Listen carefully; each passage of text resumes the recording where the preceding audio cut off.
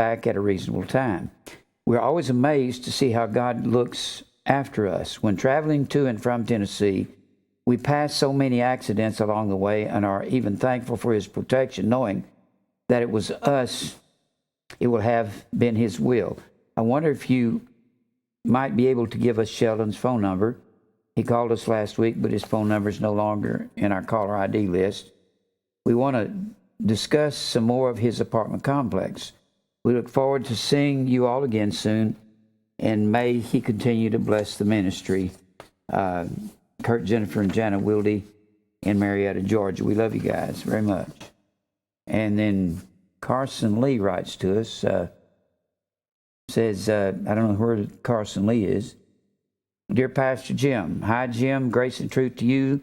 I have 2 requests when you have time. I watch your sermons on your website now and wanted to ask you to please take me off the DVD mailing list. I think this will save the church some money, and if I ever need a copy of the sermon, I'll just write for it.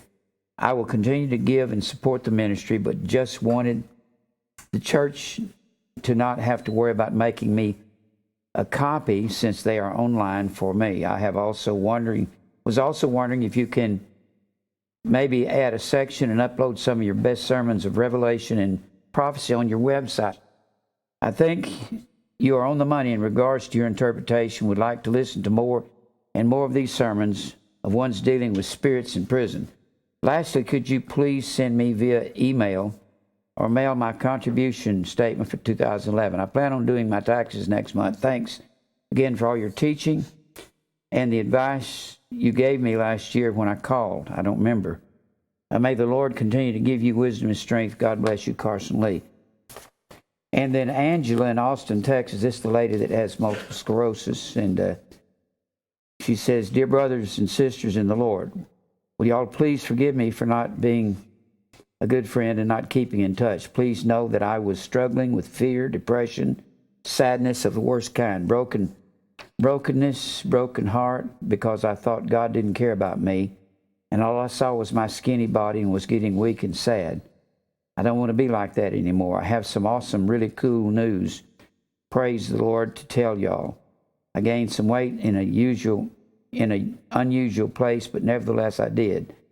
I want to tell you guys all about it. So please, if you still love me and want to call me and can forgive me for not keeping in touch with y'all, you read this. Whenever you have time, call me so I can tell you all about it in a tiny bit more detail. Not much to tell, but I would love to tell you guys over the phone if you guys want to hear.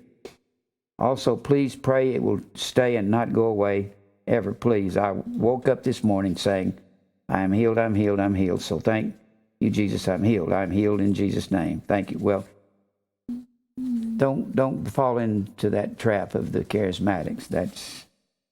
That's something they say, and that's just not true. God bless Angela. We love you, Angela. Just don't fall into that charismatic doctrine. Austin in Megwai, Collierville, Tennessee. That's over close to Memphis. Please send a copy of 2833. So evidently they're watching us over there. Ken Grice from Tulsa, Oklahoma. I'd like to think my God is able to take the most profane and transform it. Ergo, however profane the origin of Christmas may be, we celebrate the greatest gift of all, the birth of Christ. We don't celebrate Christmas here. I don't know if you're talking about celebrating Christmas. That is not the birth of Christ. That is the feast of Saturn. That's the birthday of Mithra and Hercules and all the sun gods. Hello all at Grace and Truth. This is John New Roar. Hope you continue in the well way, prosper in the way. I thank God for everything. We had fellowship tonight, 3 souls present. Discussed the fullness of the Godhead Trinity, everlasting covenant, and covenant of peace, among other things. God willing, we will continue in this way. Grace and peace to all. Agape John. Okay, we love you, John. And I've got some snail mails. Got a letter here from Carolyn out in Carolyn Colligan out in Oklahoma, and sent me a picture of a pretty, very beautiful, handsome guy right here. And looks like Sherman McCree. Really? That is... I don't know, it just looks like him. Looks like him. Nothing wrong with looking like that when you get real old, because that's what I look like in about 3 years. You know, I see old people. I saw somebody every once in a while. Me and Mary see two old people going like this, going across the parking lot, hit Cracker Barrel. And she says, "There we are in about 10 years." And me and her, I've got a good start right here. Every time Christopher comes up to me, grabs that, and goes. He likes to play with my other chin under there. He just goes. And he said, "Papa, what's that?" I said, "Oh, that's my old skin." We're all going to look like that for long, you know it? Every one of us. We're all going to get old and wore out. And you think that's not true? Just wait. I mean, when you get to looking this way, I'm going to be dead. Hi, Pastor. I saw this card and thought, he's shining shoes is what it is. It's your day to shine. She liked the happy birthday. It's not my birthday. I think she's liked the picture, so she sent it. And we don't celebrate birthdays, but she's liked it. Hi, Pastor. Saw this card and thought you might get a kick. Forever growing in agape. Carolyn and Tyre, to all the pagans. To all the pagans. Carolyn's got a strange sense of humor. You have to understand that. We just accept her strangeness.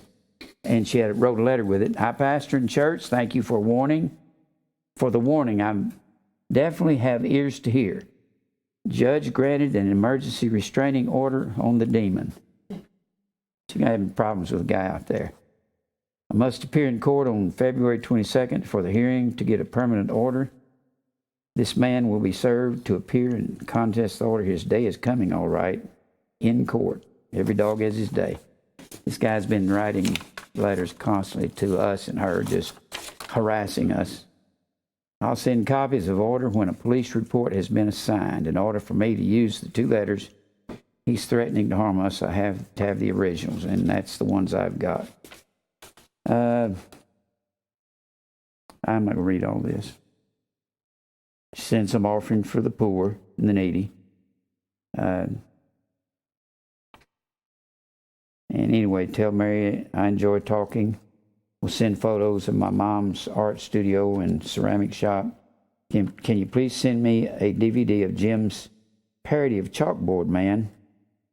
A real guess, I'm sure. I gotta find that somewhere. It's out there in that building. It's hilarious. If I can get it here, I'll play it up here for everybody. It's funny. This guy did a parody on me here in town. He was a local comic, and I thought it was funny. And I'll just read off some people that's called us. That's enough reading. These are phone people that have called us on the phone.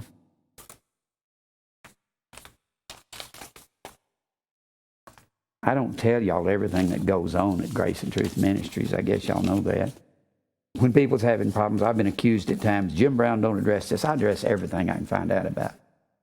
If it's something that's happening and shouldn't be happening, the only reason I don't address things is because the preacher is the last one to know. Don't you know that? Hey, I want to tell you something, but don't tell Jim. Don't let him know. Y'all know that goes on? Don't sit, and then 6 months later I find out about it. Somebody says, you knew about it all along, you never addressed it. No, I didn't. I just found out yesterday. I found out today, this morning. And quit hiding stuff. Helen Drenman called us. She's 80 years old. She lives in Oklahoma City. She loves the message. Somebody, they said, Brother Vaswed, 62 nights on Yes Drive, OSC 73112. That was their name, 555. Huh? Good. And then Anthony called us from Cleveland, but I know who he is. But that's the way it sounded when I heard it. Linda Dortch Randolph from Oklahoma City. She calls all the time, but we're glad she does. Laura Stevens, Atlanta, Georgia. R. Bruner, Tulsa, Oklahoma. Joe Pascal, Oklahoma City. Joseph Huff, Staten Island. Jeffeth James, Beaumont, Texas. Bernice Sigas, Greensboro, North Carolina. Augusta King, she didn't get her address in. Sherry Johnson Call needs some more statements of faith, and that'll be enough. Well, let me see here. I got maybe a couple more phones. I got a bunch of letters, but I'm not going to read all of them. Manuel Caceres in Tucson, Arizona called. I called him back, talked to him a little bit. Jeffrey Pittman, Charlotte, North Carolina. We get a lot of calls from North Carolina, Oklahoma, and we just do. And I guess Richard Roberts still drunk, or still in trouble with the law out there. He got drunk, got arrested for drunk driving. What I really don't like is his drunk preaching, his spiritual drunkenness. Don't like that man. He's one of the most ignorant people I've ever listened to in my life. Y'all know who I'm talking about. Oral Roberts' son, chancellor of Oral Roberts University, got kicked out of there for absconding with money. And they bought, and he kind of moved in on that Channel 39 out at Murfreesboro, stayed on that for a year, and now they got that goofball Rodney Howard Brown on there doing his outrageous well, he calls it the Great Awakening. The Great Awakening was Jonathan Edwards and George Whitefield preaching to America predestination, the sovereignty of God. That was called the Great Awakening. And he is the gall to, that's considered one of the great spiritual times in American history when they came out and started preaching and pounding away at predestination, the sovereignty of God.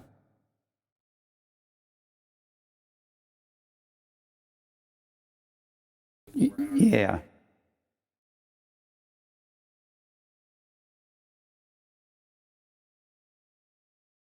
So they've got him back to an hour.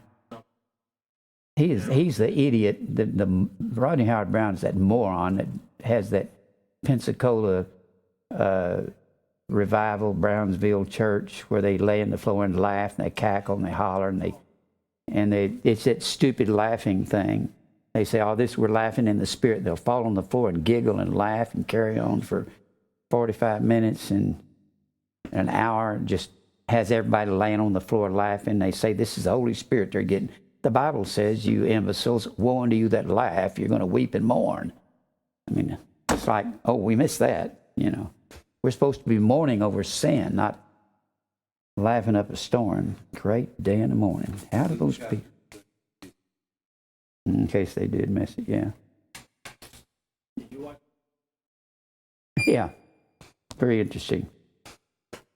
Go on the internet, look at Walter Martin TBN. Walter Martin was the Bible Answer Man. He was the original Bible Answer Man back in the 70s and 80s. And I used to listen to him years ago, and then Hank Pentecostal Hanegraaff took it over.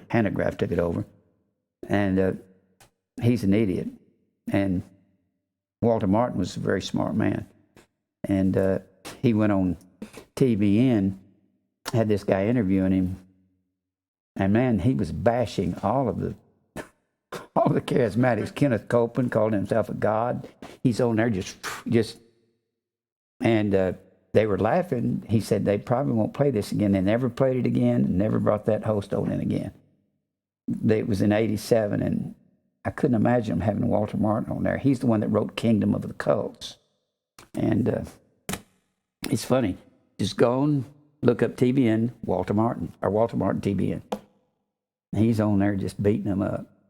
I don't know how they got by with it the first time. I don't know whether they just cut it off and run a movie or something, but they got through the whole hour or whatever it was.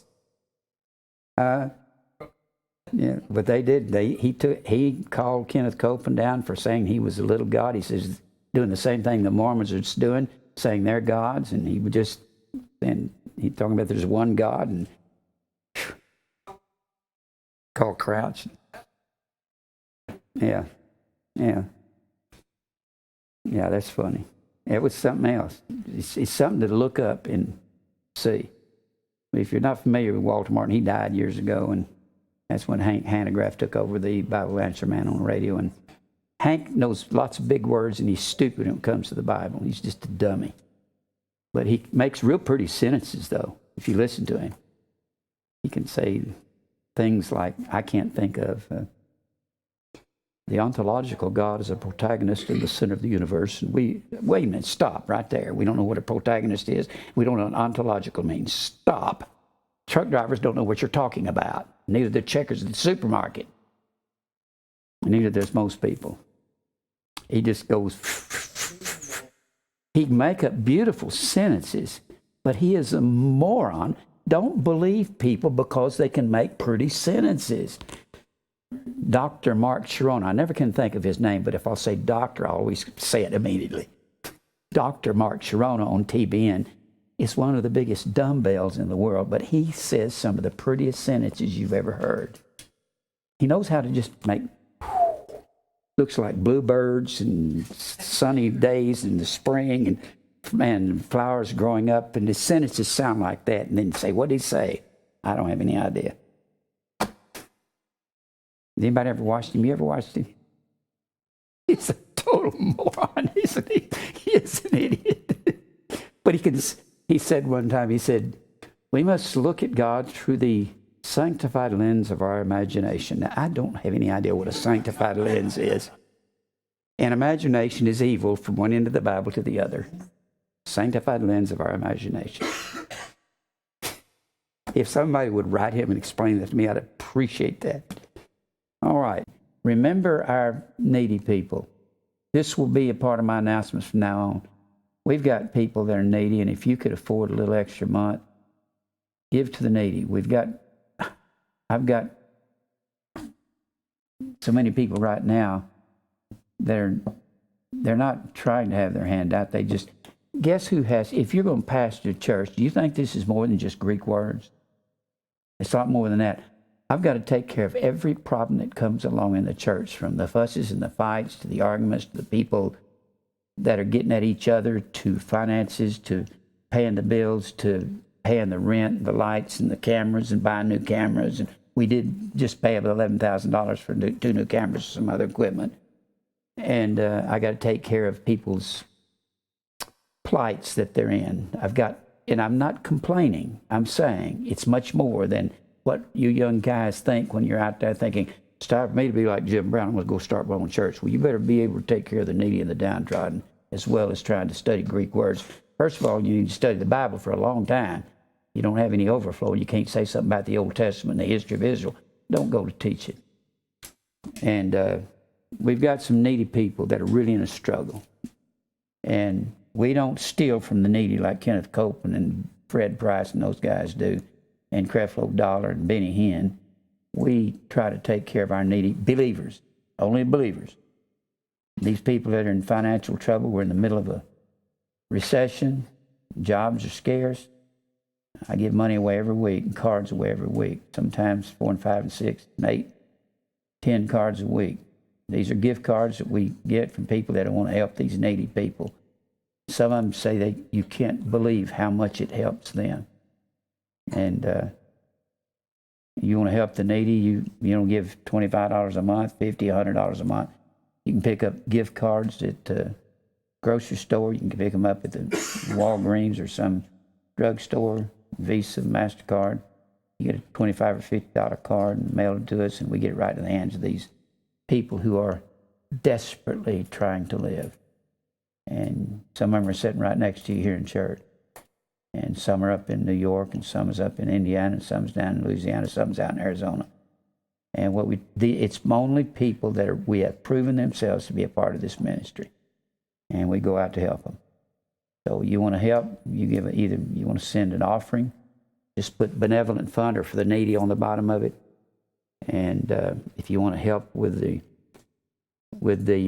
food pantry that we have for the needy, you can bring the food here, bring it to the house on Friday night when we gather together to fellowship and over at my house, and we eat together and fellowship together.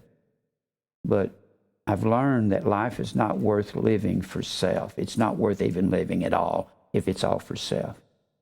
I mean, look at Whitney Houston. I mean, she had everything. She's probably worth $150, $200 million if she's worth a nickel, because all those people are worth that. And she couldn't satisfy herself, so she had to stay on drugs and booze till she killed herself, and half of those people out there doing that. But if you want to help the needy, you want to find out what life's about, start reaching out for people and picking them up instead of just looking at yourself. That's when your worries will go away, is when you start picking up other people. If you look around, you think you're having a hard time, look a little. You're going to find people, we got a lot of people that's having an extremely difficult time here at Grace and Truth. And that's who God's people are. They're the downtrodden and the brokenhearted and the bruised. That's who they are. Let's help them out. I'm looking to see.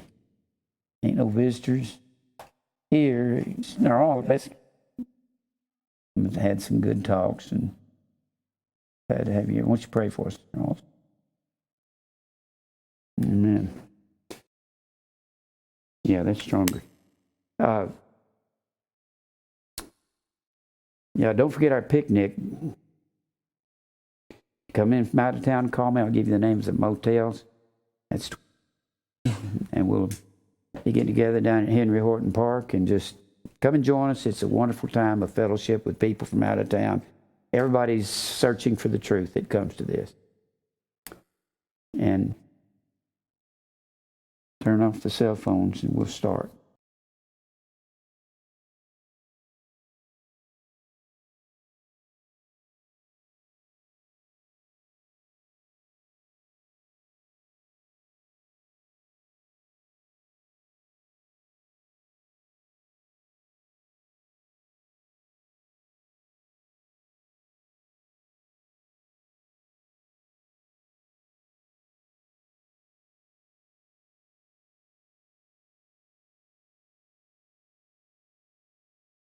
Our study is the history of Israel. It's Wednesday night, and we're going through Israel's history. We're spending a lot of time on this, and we've been in the book of Genesis. We've come all the way through Genesis to the end of the book. We've gone from Adam through Eve eating of the tree, and then, of course, we've gone to that's in the 3rd chapter. Adam is in the 2nd chapter, created.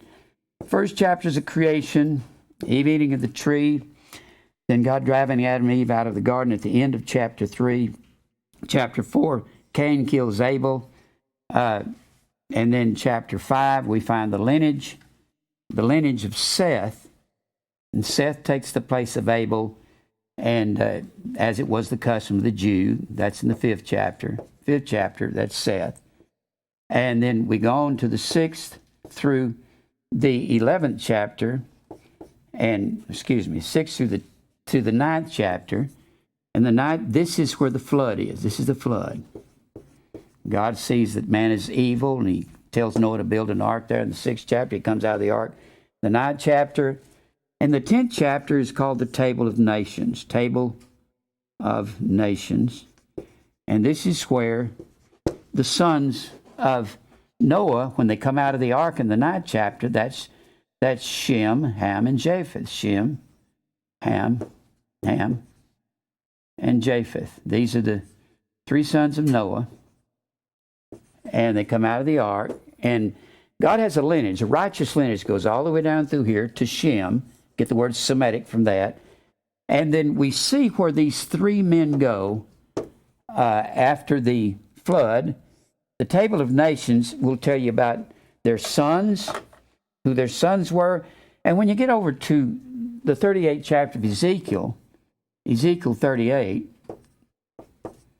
you're going to see, look over here at the 10th chapter of Genesis, just quick like.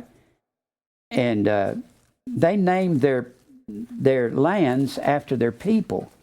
I'm just a little bit of review. Maybe you'll remember this. But when you get to the 10th chapter, this is about the sons of the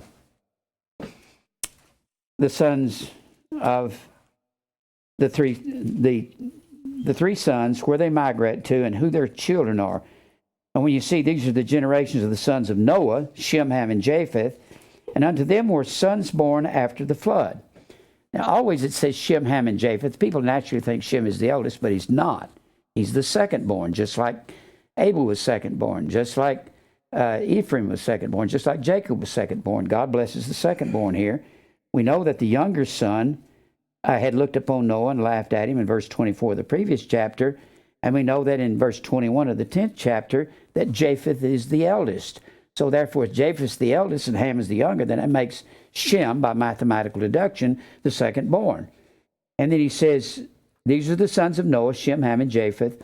And unto them were born sons born after the flood. The sons of Japheth are Gomer, Magog, Madai, Javan, Tubal, Meshech, Tiras. And look over here, and he goes into their sons. But look over here in Ezekiel, the 38th chapter. 38th chapter. I'm just kind of pointing things out to you along the way. This is not where I'm going to teach tonight. But Ezekiel, the 38th chapter, this is at the end of time. It's talking about what's going to happen at the end.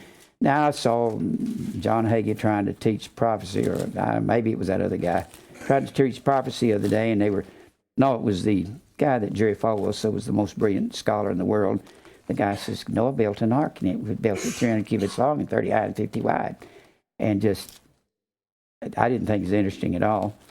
But in the 38th chapter of Ezekiel, this is what you have to do whenever you're teaching something, to look back and find out where these people are. It's not a mystery who Gog and Magog is.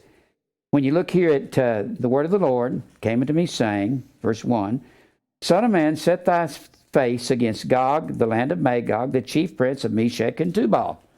Remember the sons of Japheth in the 10th chapter? Gomer, Magog, Madai, Javan, Tubal, Meshech, Tiras. And if you go on and read over there, he says, And I will turn thee back and put hooks in thy jaws, and will bring thee forth and all thine army, horses and horsemen, all of them clothed with all sorts of armor, even a great company with bucklers and shields, and all of them handling swords. Persia, Ethiopia, and Libya, with them, all of them with shield and helmet.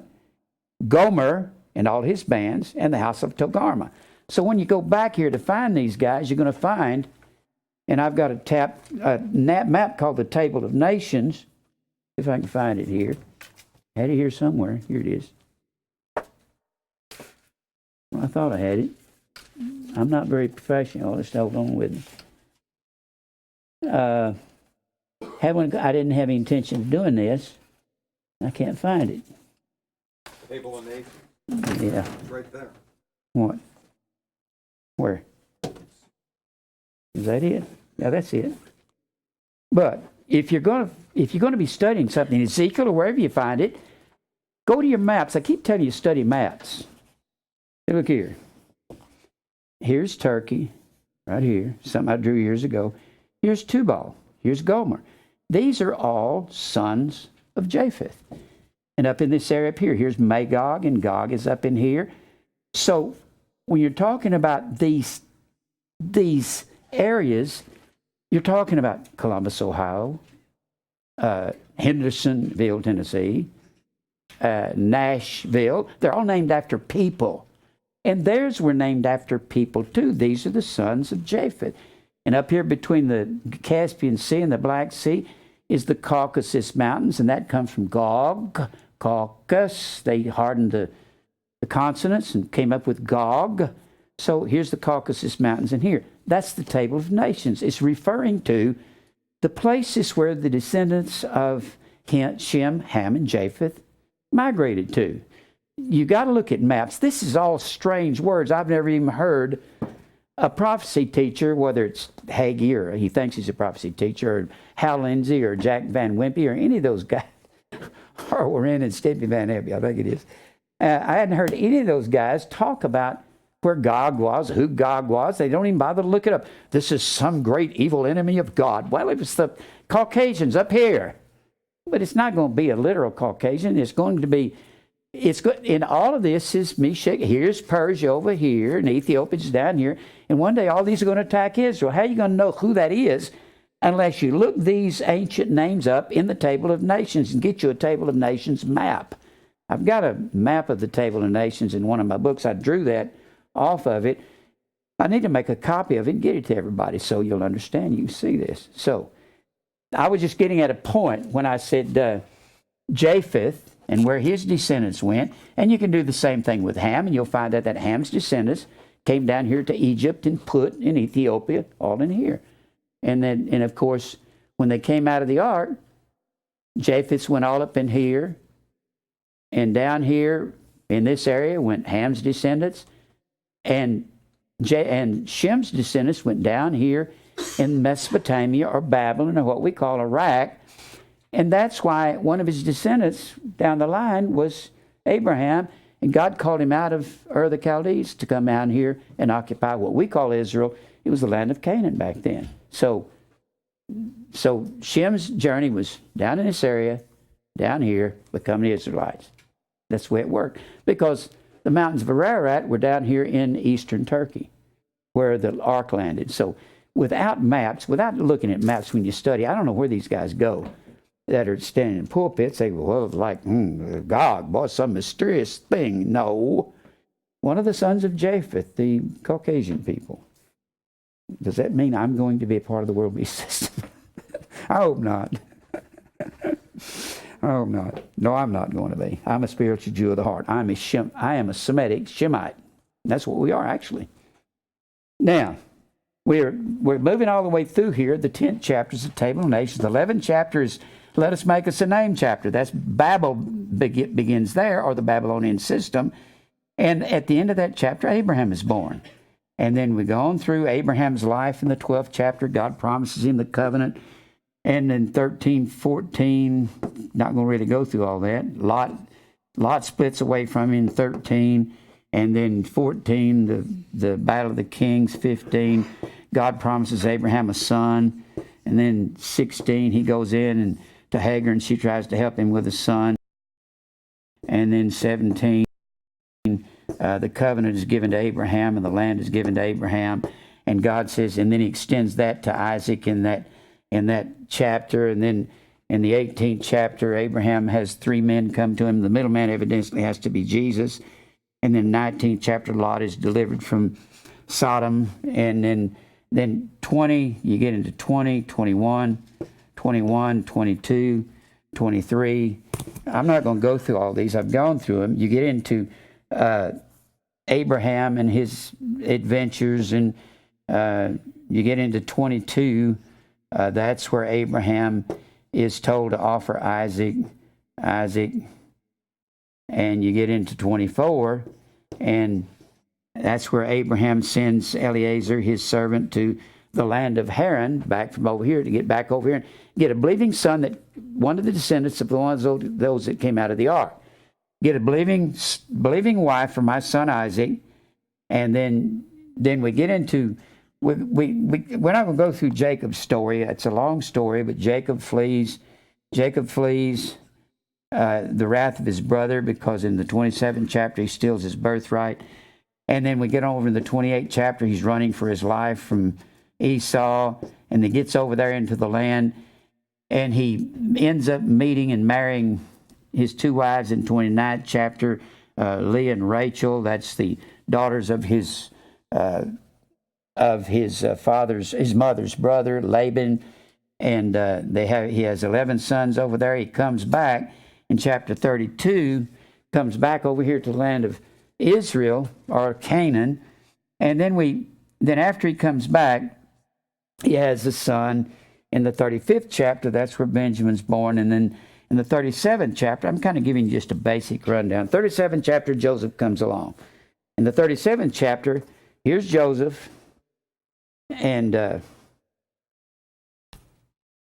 I'm itching. Y'all have to excuse me. Somebody said I looked like I was red. I think I must have taken something. But anyway, The 37th chapter, Joseph enters into the picture. His brothers sell him into bondage in Egypt, sell him into Egypt, and then he ends up over in Egypt in the 39th chapter in the house of Potiphar. And Potiphar's wife tries to seduce him. In that 40th chapter, he's thrown in prison by Potiphar because she claims he seduced his wife. I don't even believe that Potiphar believed that. He goes into prison. He interprets the dream of the Pharaoh's butler and the baker. And when he gets in the 41st chapter, he tells the butler to remember him. He forgets him till the Pharaoh has two dreams.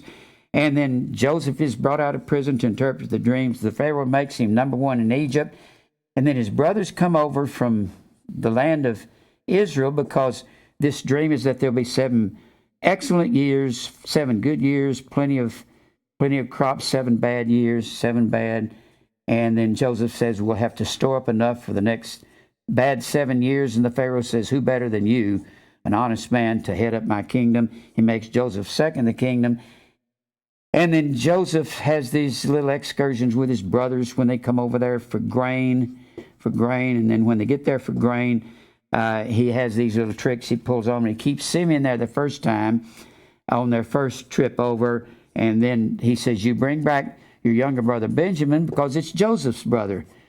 And he said, you bring him back or I'll not have anything to do with you. I won't give you any grain. I won't rescue you. So they bring Benjamin back. Then he reveals himself to his brothers after he hides his cup in Benjamin's sack. And he calls for his family to come over there to Egypt. And they all come over there with 70 souls. Jacob brings 70 with him. When he brings them over, then we get down to Jacob's time to die, and that's where we are. Time for Jacob to die, but it says it's time that Israel must die because Jacob is renamed Israel in that 32nd chapter of Genesis. He's named Israel, and Israel has 12 sons, starting with Reuben all the way down to Benjamin. He has 12 sons. They become the nation, and it's time for Israel to die. And we're talking about particularly one son. I've got some things to finish up on this one son. We've gone through the sons. I haven't been as detailed in some as I have others. As we go through the scriptures, I just think Benjamin is a very interesting fellow. He's the 12th son of Jacob. Benjamin is an unusual guy. He has the reputation of being a fighter. And in fact, God pronounces that upon him. Over here, Israel pronounces that on him when he's lying upon his deathbed ready to die. And I got a couple other illustrations. We said that Benjamin would raven as a wolf. We've gone through Reuben and Simeon and Levi there in chapter 49. In verse 3, Reuben. Verse 5, Simeon and Levi. I'm not going to go through them again. We've already gone through Judah in verse 8. We went through Zebulun, a very interesting fellow. There in verse 13, Issachar in verse 14, Dan and Gad. We'll hit Dan more. I'm going to reserve some of these guys when we get to their characters. When I'm talking about their characters, men out of their tribes, I'm going to go ahead and exhaust Benjamin to a degree. Won't be exhaustive, but we'll finish up Benjamin. Every one of these men had a different personality, and every one of their tribes, when they settled in Israel, had a different attitude about life, just like you have people in the world. And something has molded their attitudes, just like when you go into certain countries. It's like when you went into Europe, you have certain, that's coffee, it's the wrong thing. When you went into Europe during the 40s or 30s, you had a warring country like Germany in World War I. For some reason, they seemed to raise up men, real progressive, manufacturing, building. They discovered the rocket system before we did, and they were on the verge of rocket planes and rocket. In fact, their big super scientist, Werner von Braun, came over here, and we put him to work. We killed everybody else that was. We executed them at Nuremberg if they were war criminals, but we brought people like Werner von Braun over here as one of their top scientists to employ him in our Atlas missile program. And I mean, why did we do that? Because we needed his technology. So we put all the good German scientists to work over here and executed the rest of the guys that couldn't do us any good. I mean, I think we do the same thing everybody else does, you know. So, and you'll find Germany is a very always been very progressive, very forward, had all these tremendous workers and workmen. And then you'll have France. It's a laid back kind of, let's all kind of dance and go to the Folies Bergerac or whatever it is, and let's watch the girls kick up and let's drink wine. But it's a country about the same size. And then you'll have English people, which is another country, approximately the same size if you include Ireland with it. And they've proper, let's drink our tea and let's talk fancy. And not that they can't fight, but it's just they had different attitudes in different nations. And the same was true of these people. They had different attitudes. They were all different. And Issachar, it said that they said, we don't like to fight. We don't fight. We're just a bunch of farmers. We're not interested in that. And we know that on the Sea of Galilee here, that's where Peter and James and John and Andrew were fishermen here on the Sea of Galilee, and they weren't exactly aggressive kind of people. They were fishermen. But Benjamin was a fighting people. They like to fight. It's pronounced upon them down here in this 27th verse. And Benjamin shall raven as a wolf. In the morning he shall devour the prey, and at night he shall divide the spoil. That means Benjamin had an attitude of fighting. Probably not of its own, probably. And I would say this is a pretty good guess. Probably because Jerusalem was in Benjamin. I've kind of discovered this week, I really believe Jerusalem was in Benjamin. It may have been on the border of Benjamin and Judah, but I've got reasons to believe it was in Benjamin. And I believe this is why the Bible says, well, I'll give it to you in a minute. I believe this is why Benjamin was classified with Judah, because the king would come out of Bethlehem, which is in Judah, would be born in Bethlehem. David was born in Bethlehem, Judah, and Jesus is born in Bethlehem, Judah, and they're kings in Jerusalem. Well, God's got to sanctify Jerusalem for the sake of the king that we were born in Bethlehem. And not only that, but after Israel was in the captivity in the bondage for 400 years, when they come out of the desert down here and they come up here through the land of Moab, and they come over across the river and they encamp at Gilgal. That's the first place they encamp when they come in to take the land that was given to Abraham. When they come in here, they're supposed to drive out all these people, but instead of driving out the people, they don't drive them out. They leave a lot of them in there. Now, the reason I believe that Benjamin is such a warring nation, they lived right in the middle of a bunch of pagans. That Jerusalem was a pagan city. It was a city called Jebus, and the Jebusites lived there.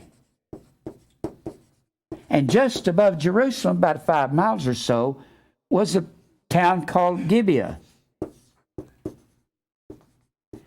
Well, these Jebusites people, they were warlike people, They like to train in war, they like to fight.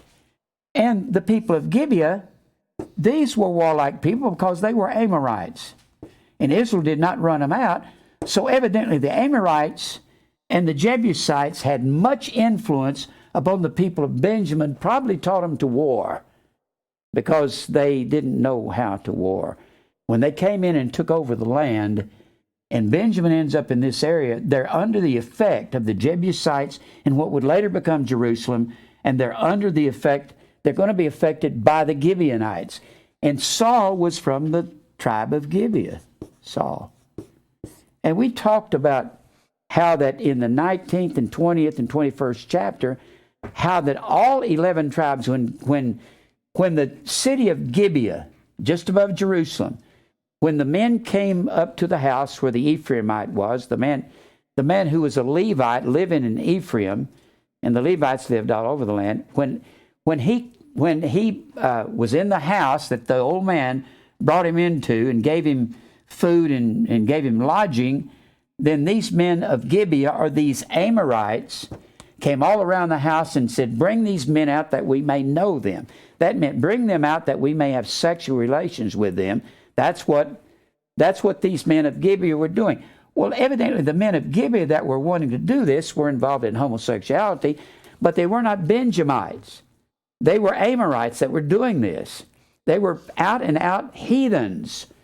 So when they were saying this, the rest of they would not let the man out, the old man, we don't know what his name was, would not put the Levite out in their hands, because it is the custom among their hospitality to protect your guests with your life more than your own family. So instead of letting them out, they let his concubine out, because she had apostatized, and he had been living up here in Ephraim. She had apostatized and gone back to her home in Bethlehem, but she never showed any repentance. So the old man says, we will turn this woman out to you. And they turned her out, and they raped her all night long, and she finally died. She came back to the steps, crawled up on the steps of the old man's house. They came out there, and she was dead. And the Levite cut her up into 12 pieces and sent her throughout all of Israel. Well, we went through all of that, and we know that that's a type and a picture of Israel being scattered when they apostatize from God in the future. Because it's the same thing in the 12th chapter of 1 Kings, where the prophet Ahijah came up to Jeroboam and took his garment and cut it into 12 pieces and gave Jeroboam 10 and said, you're going to be heading up the 10 northern tribes of Israel. That's the prophecy of God. And Jeroboam headed up the 10 northern tribes. When you see something divided into 12, and the 2 southern tribes that were left, I didn't see that till this past week. I've been wrestling with how did Benjamin end up with Judah? I've been reading something in the Bible, and I've been missing it. Have you ever read something and missed it for year after year after year? I've been missing it. And I missed it because I had naturally assumed, I couldn't figure out whether Jerusalem, some of the maps showed Jerusalem's on the border between Judah and Benjamin. Now, for right now, here's what I believe. This is why I believe Benjamin was reserved to be with Judah. I've read something and I missed it. Let's look. Let me just show it to you. And what I'm trying to do is share you some things that I see before I get to the lesson. But the reason I believe that they were a warring nation is Jebusites, and Gibeonites were affecting the whole area of Benjamin. They were a warring nation, and they did raven like a wolf. Look over here in the 11th chapter. This is where Solomon apostatizes. This is where I believe that we can see God did not reserve Benjamin to be with Judah.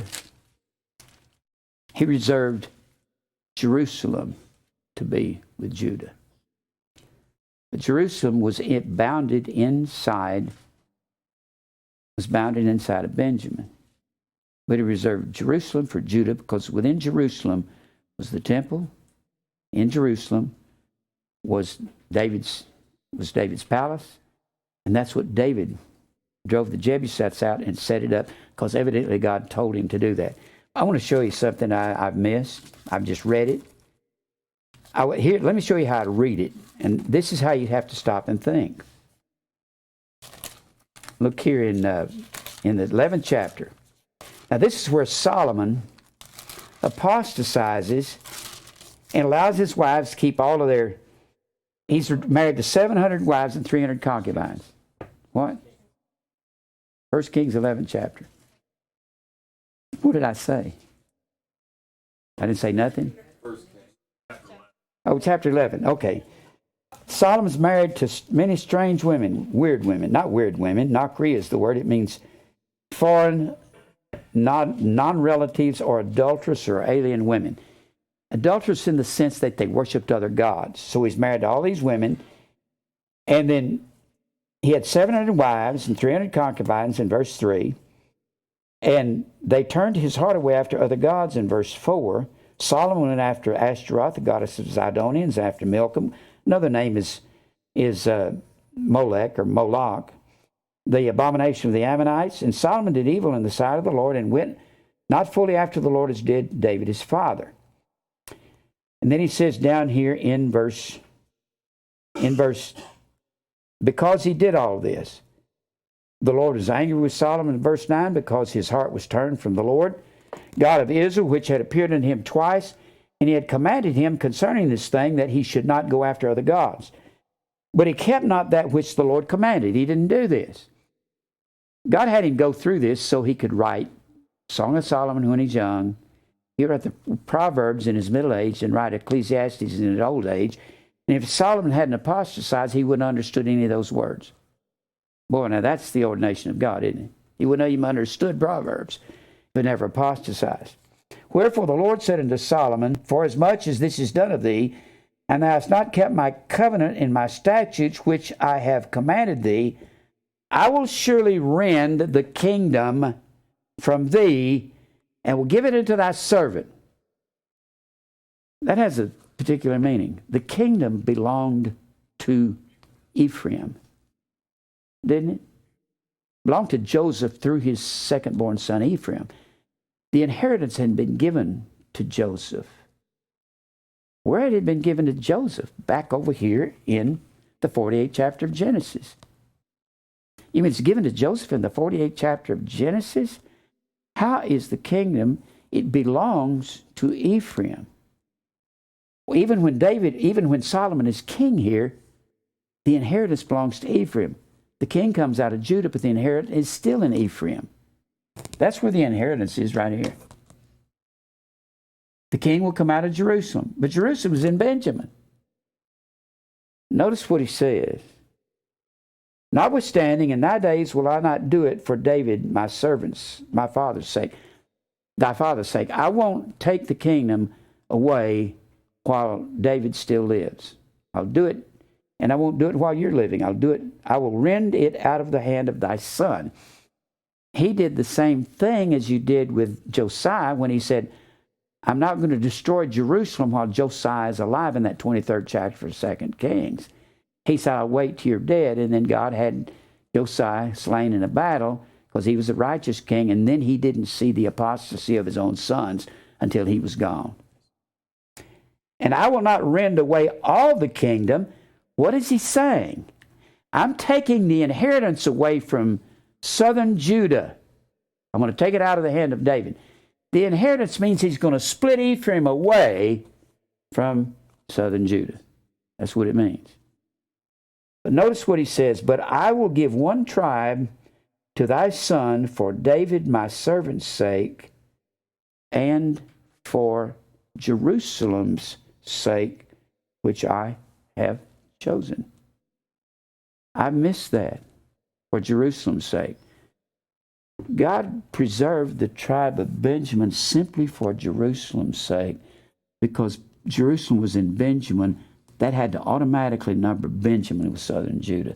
Look over here in Judges. Well, wait, before I do that, look at 12 and 20. He says much less the same thing. 12 and 20, the same chapter. 12 and 20.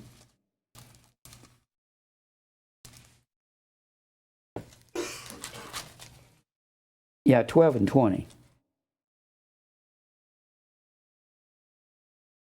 And it came to pass, when all Israel heard that Jeroboam was come again, that they sent and called unto the congregation and made him king over all of northern Israel.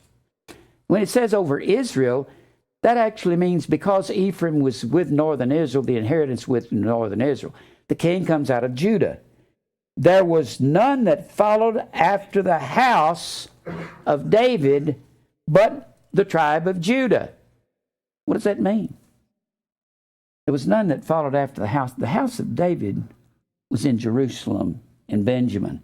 So none followed the house of David and Benjamin, but Judah. And there's no way the rest of them are going to come and follow Jerusalem.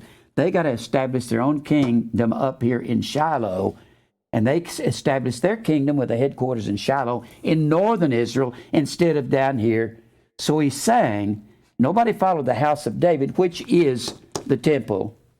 That's the house of David, and his kingdom will be headquartered in Jerusalem. Look over here in Judges, the first chapter.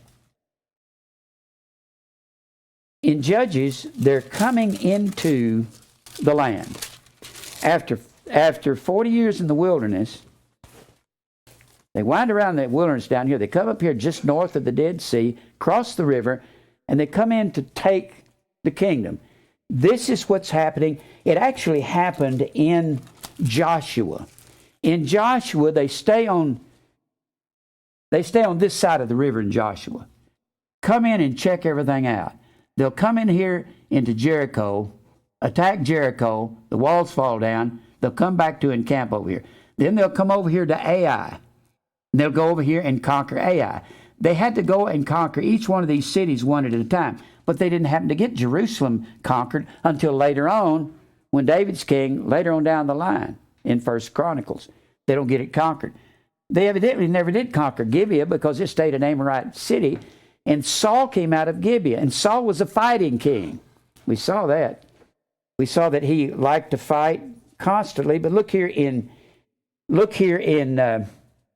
as they're coming in to take the land over, Judges is an invasion of the land. That's actually what Judges is. It's Israel invading the land, and they're supposed to be driving all these pagans out, but they don't. They invade it. They drive out some of them, take over some of the cities, and leave some of the cities alone, and they start marrying those people, and they become their in-laws.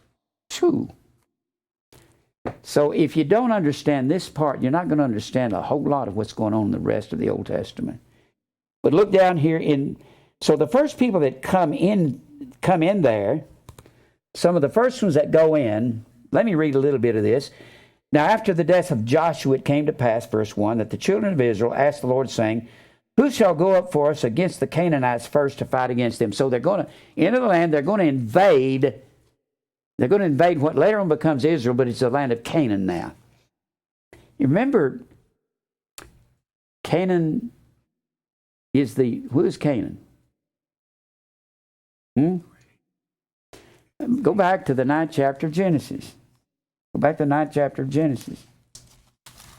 See, if you're reading these things, you need to find out who these guys are. 9th chapter.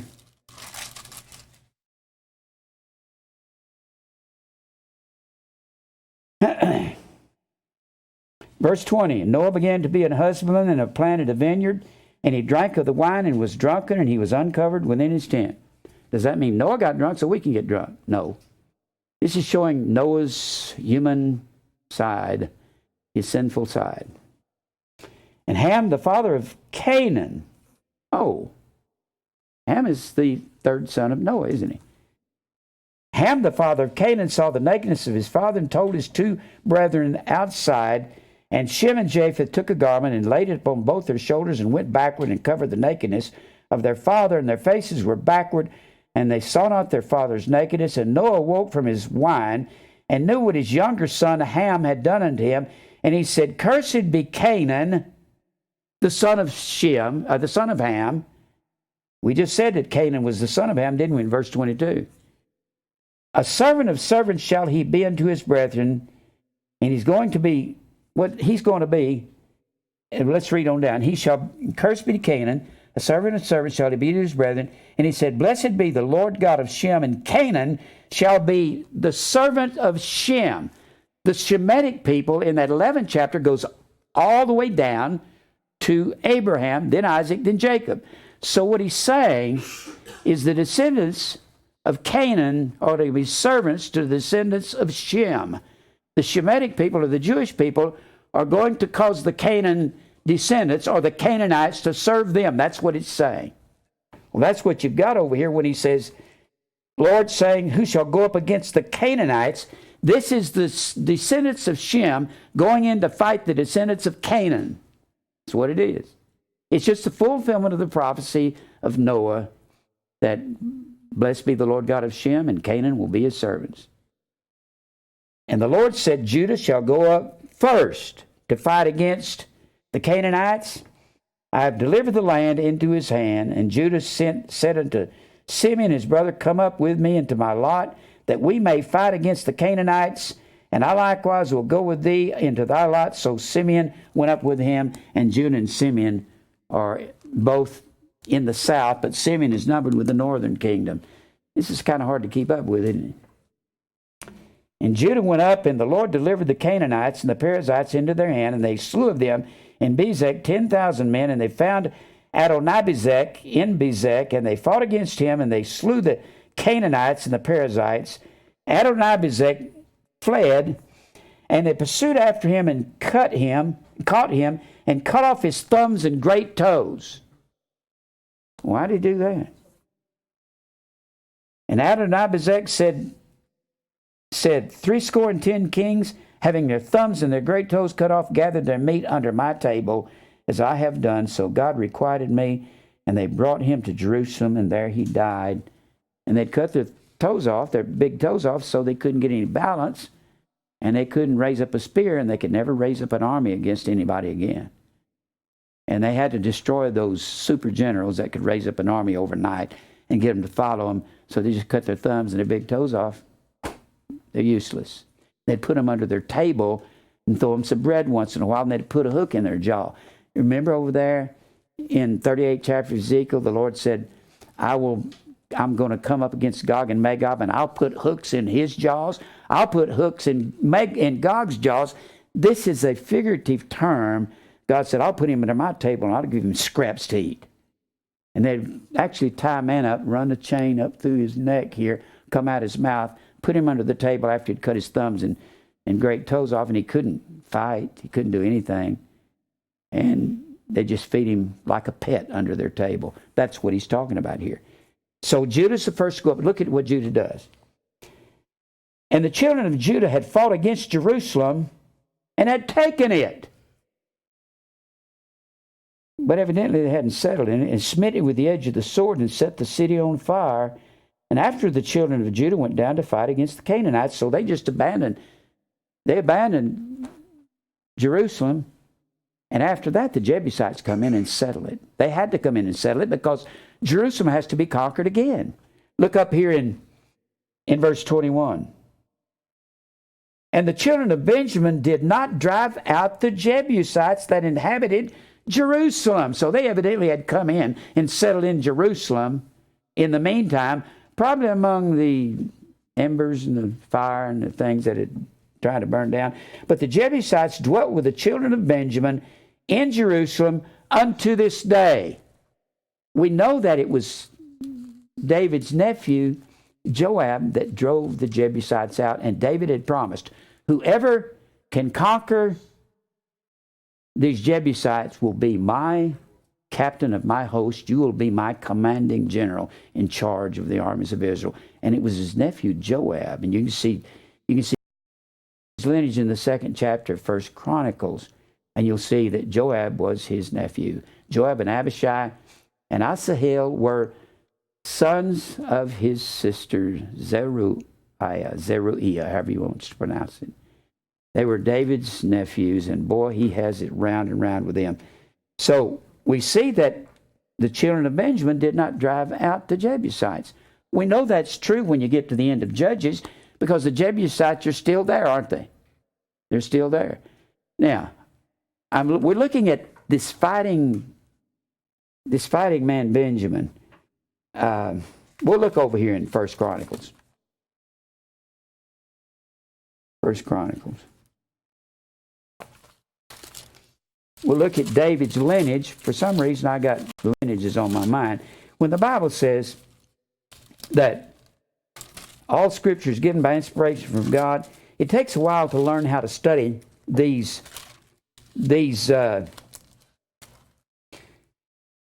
genealogies. You have to start looking at them because they're very important. Where was I going? Oh, let me give you 2 Chronicles. 1 Chronicles, 2nd chapter. 2nd chapter. This is the lineage of Judah. This is Judah's lineage. You'll find this same lineage in the 1st chapter of Matthew, because this is the lineage of the kings of Israel. The sons of Israel: Reuben, Simeon, Levi, Judah, Issachar, and Zebulun, Dan, Joseph, Benjamin, Naphtali, Gad, and Asher. The sons of Judah. Now this is Judah's lineage. Er and Onan. Remember that in the 38th chapter of Genesis, where that Er died and Onan spilled his seed on the ground when he had sexual intercourse with Tamar and said, I'm not raising up any children except mine. You think this is going to be Onan's son? It's not going to be. It's mine.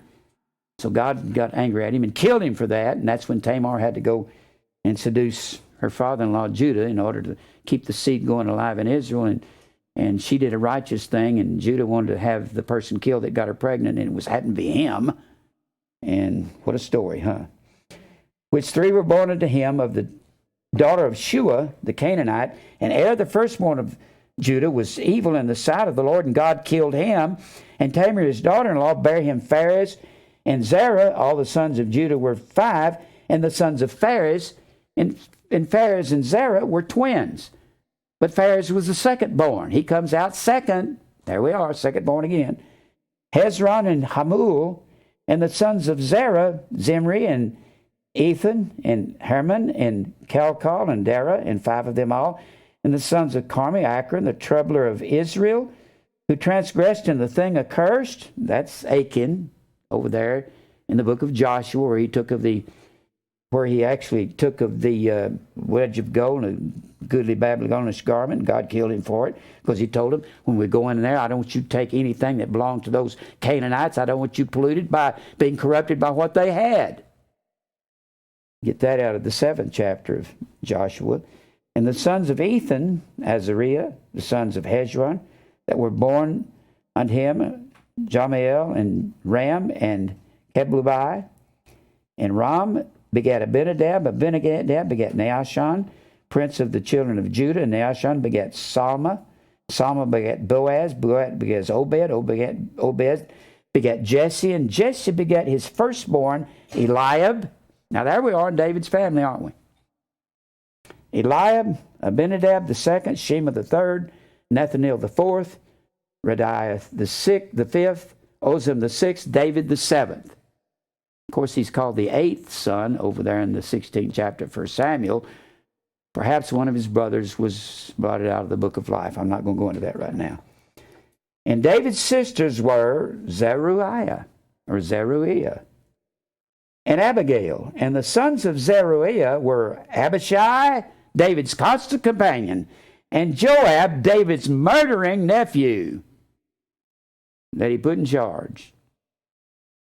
And Abishai was a killer. Man, Abishai, you don't mess with Abishai, he'd hurt you bad. And David pulled his hair out at Abishai and Joab. He just said, oh, these sons of Zeruiah are too hard for me. I can't put up with them. Joab was running around killing his cousin Amasa. In fact, Abigail bare Amasa, and Joab killed Amasa, his first cousin, because David tried to replace Joab with Amasa, and Joab was the kind of guy you don't mess with, not even if you're the king. And he murdered Amasa, and we'll go through his story. The father of Amasa with Jethro, the Ishmaelite. So we see that Zeruiah had 3 sons, and of course Abner, Saul's commander, kills Joab. He kills Abner. This is as the world turns in Israel. That's what it is. This is the young and restless, I guess, something like that. So when you get back over here, where was I going? Oh, let me give you one other thing here. So, evidently, when we get over there to the end of Judges, Jerusalem hasn't been conquered because the Jebusites move in after Judah knocks them out in the 8th verse of the 1st chapter of Judges. Remember that? We just read that. The 8th chapter of Judges, we just read that Judah, the tribe of Judah, goes in and conquers them. But the Jebusites move back in. It's in the land of Benjamin, and they don't drive them out. Look over here, back over here one more time. In the 14th chapter,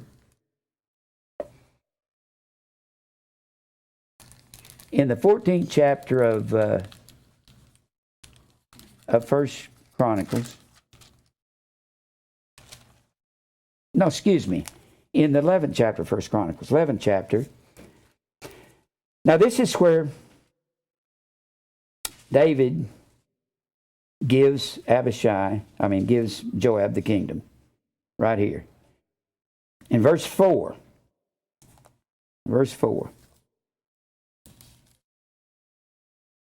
And David and all Israel went to Jerusalem, which is Jebus.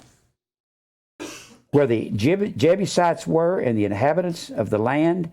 And the inhabitants of Jebus said to David, Thou shalt not come hither. Neither David took the castle of Zion, which is the city of David. And David said, Whosoever smiteth the Jebusites, the ones that moved in after the people of Judah had driven them out, burnt the city to the ground. The Jebusites evidently had come in and settled it, and Benjamin didn't drive them out. So David said, Whosoever smiteth the Jebusites first shall be chief and captain over my whole army. So Joab, the son of Zeruiah, David's sister there in the 2nd chapter of 1 Chronicles, he leads them in and says, Follow me. And he goes in and conquers Jerusalem. He is the son of David's sister, Zeruiah, went up first and was chief. And David dwelt in the castle, wherefore they called it the city of David. And he built the city round about, even Milo about, and Joab repaired the rest of the city. And David waxed greater and greater, for the Lord of hosts was with him. So Joab becomes the commanding general of Israel, and he gets in charge. Now, when we get into First Samuel, and David's confrontations with his nephew shows all the allegiance to David and all the allegiance in the world to Israel, but he does exactly what he wants to do because he's the commander. And he tells David, and David will tell him to do something, he'll just ignore him and go do what he wants to do.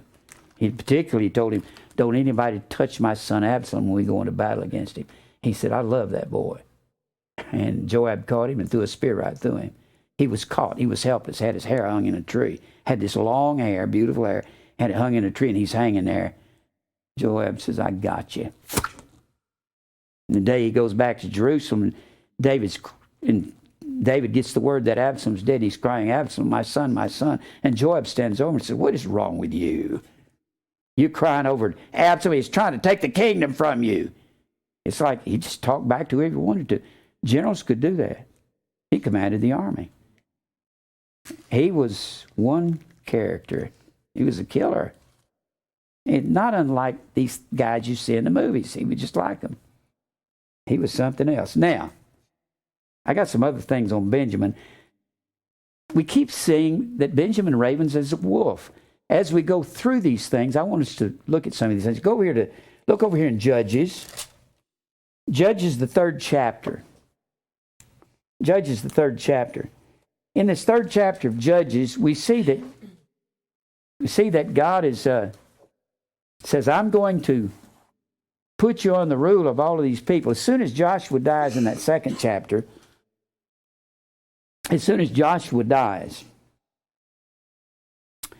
he dies up here in verse 8. Joshua the son of Nun died, being 110 years old. And as soon as he's dead, the children of Israel, verse 11, did evil in the sight of the Lord and served Balaam.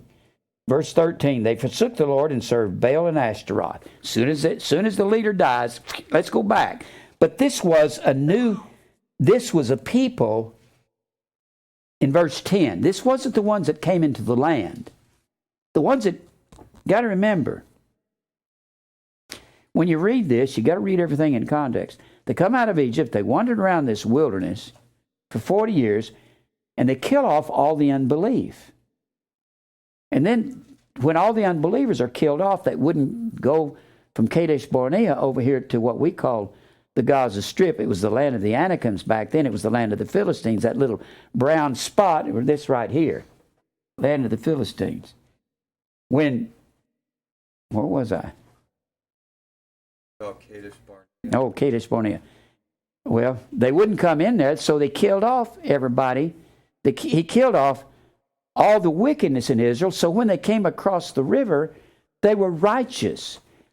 If you'll notice, you got to notice these things real close.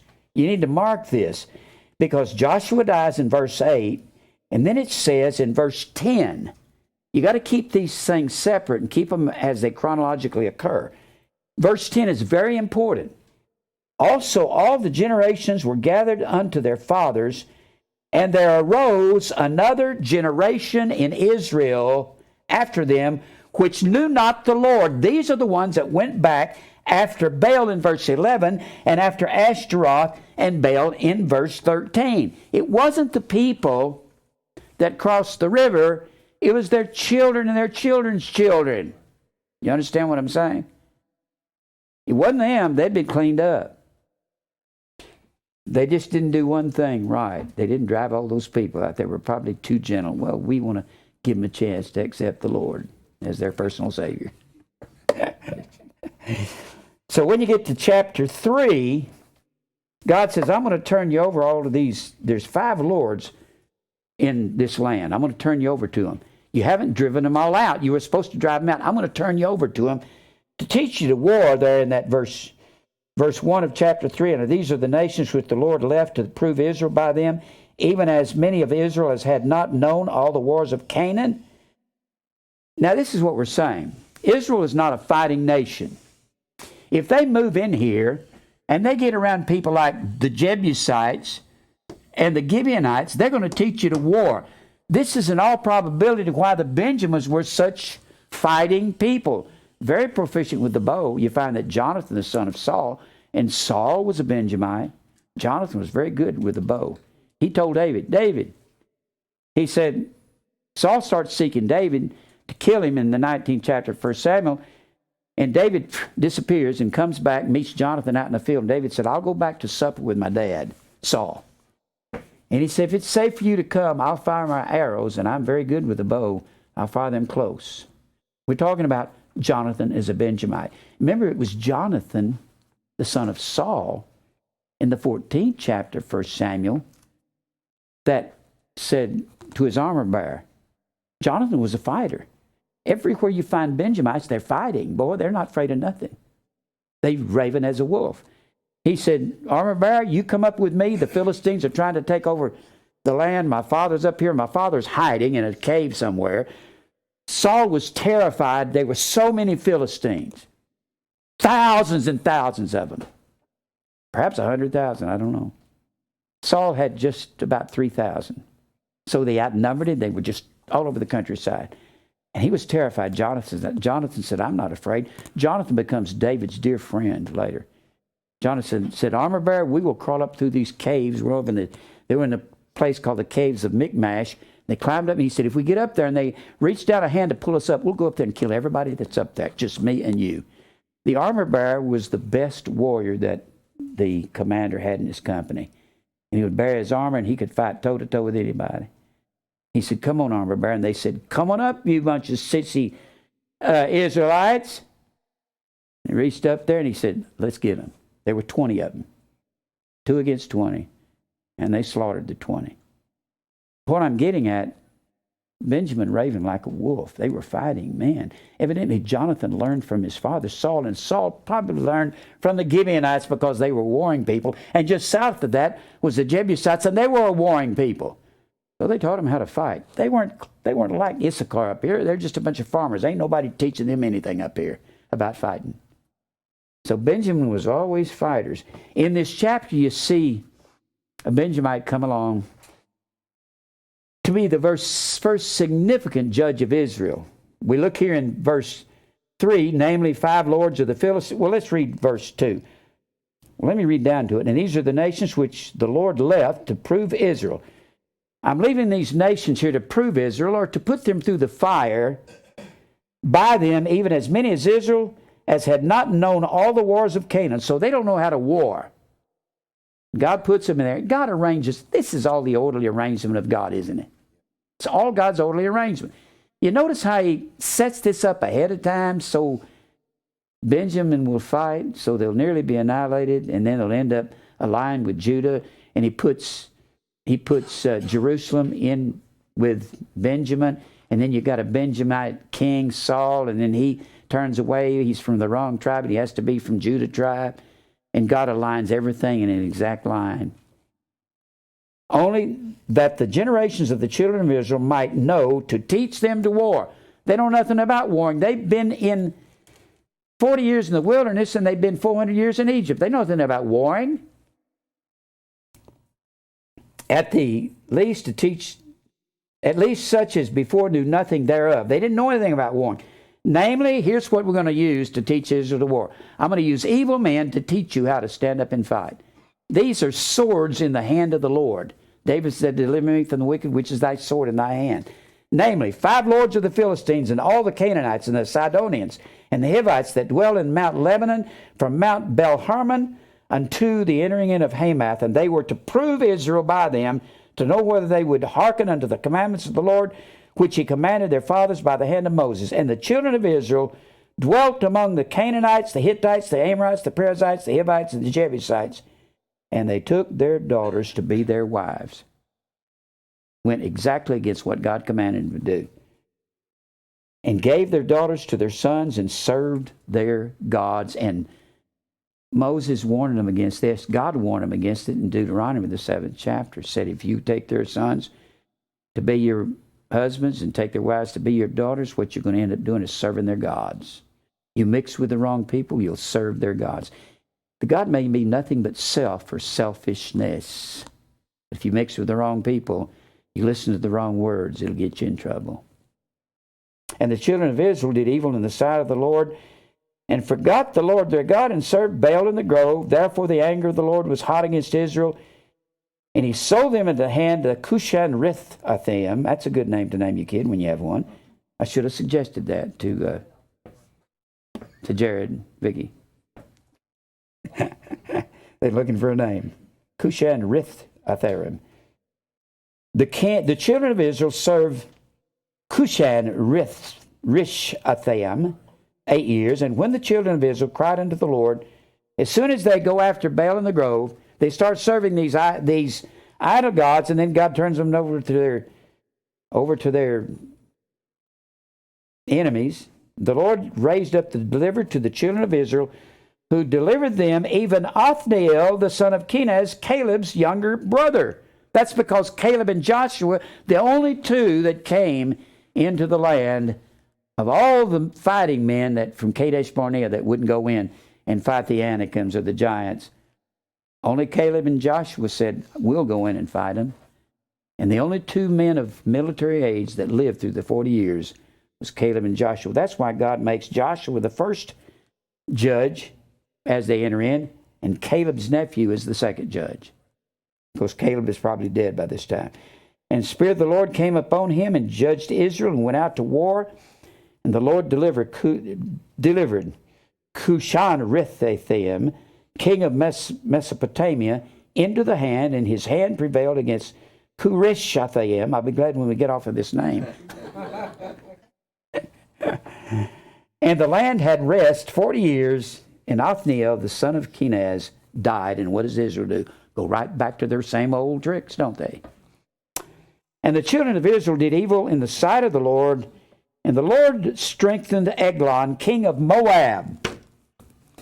This Cushathaim was king of Mesopotamia over here. They'd evidently traveled a long way from Mesopotamia. That Cush guy came over here to fight over here. The Cush guy. So the children of Israel served Eglon, the king of Moab, 18 years. And when the children of Israel cried unto the Lord raised them up a deliverer, Ehud, the son of Gera, a Benjamite fighter, a man left-handed. That's interesting.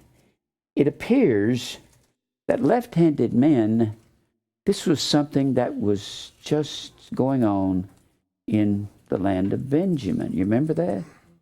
Remember the 20th chapter, verse 16 of Judges?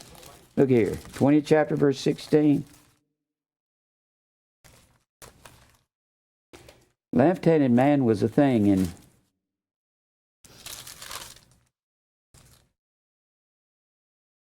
now, these 11 tribes of Israel are going to go up against Benjamin to fight. It's telling about the great armies that Benjamin has. Remember, they had 400,000 footmen that drew the sword of the 11 northern tribes, and they're going to fight against Benjamin because Benjamin refuses to turn these men over to the other tribes for judgment because they say, this is our land. We don't care if these are Gibeonites. We don't care if they are heathens, if they're Amorites. We don't care if these are Jebusites that living in the land of Jerusalem. They're our Jebusites and they're our Gibeonites, and you don't come into our land telling us what to do. We're not turning these homosexuals, these sodomites, over to you. So the 11 tribes of Israel attacked Benjamin. And this is the army of Benjamin. In verse 15. The children of Benjamin were numbered at that time out of the cities 26,000 men that drew the sword, beside the inhabitants of Gibeah, which were numbered 700 chosen men. Among all these people, there were 700 chosen men left-handed, not unlike Ehud. This seems to be something the Benjamites, somehow God made them left-handed. It's amazing that the Jews believed that left-handed people were evil. And God puts Benjamin down there. Maybe it's because of the Benjamites they thought they were evil. Even everyone could sling a stone at a hairbreadth, and not miss. They were good. They raven like wolves. Back over here to Judges. Ehud, the son of Gera, a Benjamite, a man left-handed, there in verse 15 of chapter 3. Do you think these words are put there for no reason? We may discover a whole lot more about left-handed men along the way.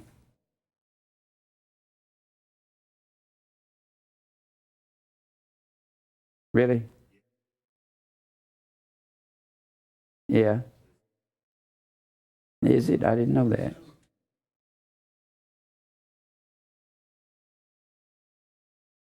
Yeah. Really? If they're left-handed in baseball, or that's amazing. I didn't know that. Thank you for baseball and football players. It's a more natural spiral. So evidently, God made them left-handed. That's amazing, isn't it? Maybe they were evil because they could beat Israelites. Because Benjamin nearly did whip the 11 tribes. If they hadn't tricked them, they couldn't whip Benjamin. They were just too good. In fact, Benjamin killed more people of the 11 tribes than they had in their whole army. They were truly ravening like wolves. Benjamin was always ready to fight. Men of Benjamin said, let's go fight. Not unlike Issachar, we don't fight, we just plow the ground. Like I said, the personalities in the different areas are depending on what has settled there. It's just like the TV we're on around the country. I can't understand it. We get all kinds of calls from Charlotte, North Carolina, and Asheville, North Carolina. We get more calls from Charlotte and Asheville and Tulsa, Oklahoma City than we get in all the rest of the TV around the country. I don't know why. People have a different mindset in different areas. They're just different. You can see that when you get into the just being on TV. Makes you know that. It's funny. A man left-handed, and by him the children of Israel sent a present unto Eglon, the king of Moab. There's Moab. That's what we call southern Jordan. But he had made him a dagger which had 2 edges of an cubit length. That's about 1.5 feet. It's about this long. That's one kind of dagger, isn't it? He brought the present unto Eglon, king of Moab, and Eglon was a very fat man. And when he had made an end to offer the present, he sent away the people that bare the present, and he himself turned again from the quarries that were by Gilgal, and said, I have a secret errand unto thee, O king. He said, keep silence. And all that stood by him went out from him, and Ehud came unto him. And he was sitting in a summer parlor, which he had for himself alone. And Ehud said, I have a message from God unto thee. I guess you do. And he arose out of his seat, and Ehud put forth his left hand and took the dagger from his right thigh, and reached down and thrust it into his belly. And the haft also went in after the blade, and the fat closed around the blade, so that he could not draw the dagger out of his belly, and the dirt came out, the feces came out. Then Ehud went forth through the porch, and shut the doors of the parlor upon him, and locked them. This takes a lots of nerve to go to this enemy's palace and to kill him. It's a fighter. He's a Benjamite. And he was gone out of his servants. When he was gone out, his servants came, and when they saw that, behold, the floors of the parlor were locked, they said, Surely he covereth his feet in his summer chamber. And they tarried till they were ashamed, and behold, he opened not the doors of the parlor. Therefore they took a key and opened them, and behold, their Lord was fallen down dead upon the earth. And Ehud escaped, the left-handed man escaped, while they tarried, and he was a Benjamite, and passed beyond the quarries, and escaped in Sarai. And it came to pass, when he was come, that he blew a trumpet in the mountain of Ephraim, and the children of Israel went down with him from the mount, and he before them. And he said unto them, Follow after me, for the Lord hath delivered your enemies, the Moabites, into your hands. He's not afraid. He has been taught by his fathers. And they went down after him, and took the fords of the Jordan toward Moab, and suffered not a man to pass over them. And they slew at Moab that time about 10,000 men, all lusty, all men of valor, and there escaped not a man. So Moab was subdued that day under the hand of Israel, and the land was rested 80 years, or 80 years. And after him was Shamgar, after Ehud. Very little is mentioned about this man. Shamgar is also a judge, the son of Anath, which slew of the Philistines 600 men with an ox goad, and he also delivered Israel. So Samson's not the only man that took the jawbone of an ass or an ox and slew. He killed 600 Philistines, this Shamgar. But that's all we know about Shamgar. And then you get into Deborah in the next chapter. I'm just kind of finishing up. Let me show you another point of Benjamin being. Go over here to 2 Samuel, 2nd chapter. I'm just trying to wind up about Benjamin being a fighting man. He was that. And they taught their children to fight. It was not unlike the Spartans. Spartans were born and raised to fight. That's all they knew was fighting. If any of you saw the 300, the movie The 300, they were born to fight. They lived, they were bred, they grew up, and you fought, you went to war, you died for the glory of it.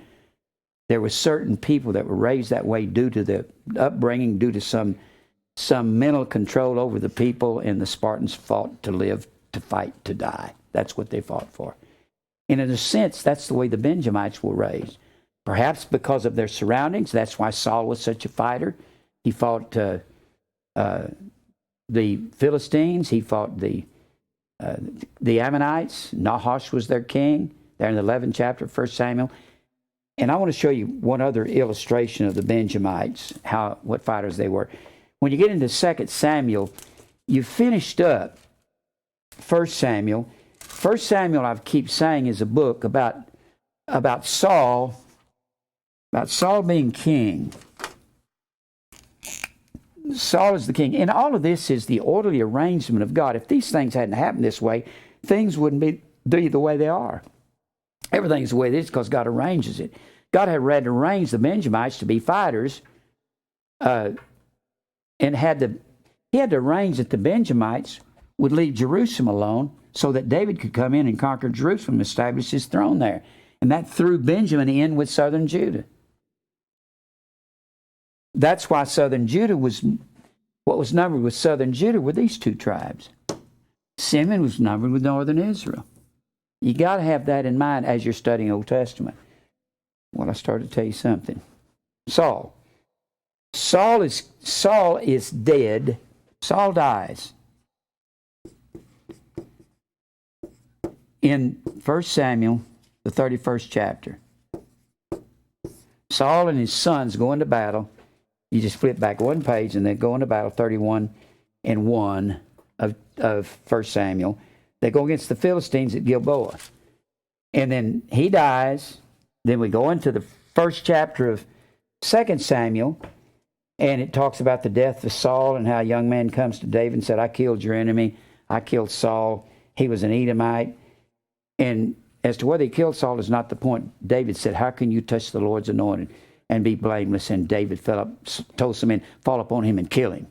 Well, David is, when Saul dies in the 31st chapter of 1 Samuel, his commander is David's first cousin, Abner. Abner is a really good man. How in the world he could be tied up with Saul is beyond me. And David's got a commander, and that's his nephew, Joab. How he could be tied up with David is beyond me. This would have been a great pair right here, David and Abner. That's what Joab was afraid of. When Abner came after Saul dies, there was a natural division of the kingdom between Judah and the northern tribes. It was just a natural division. And David had been anointed king in that 16th chapter of 1 Samuel. When he's anointed king, it's understood that he's king after Saul dies. Well, David is king in Hebron. He's down here this is where David rules. David reigns 7 years in Hebron. Then when he becomes king of all of Israel, over there in that the 5th chapter, when all the kings around him, when they submit to him, he becomes king of all of Israel. In that 5th chapter. 5th chapter, 2 Samuel.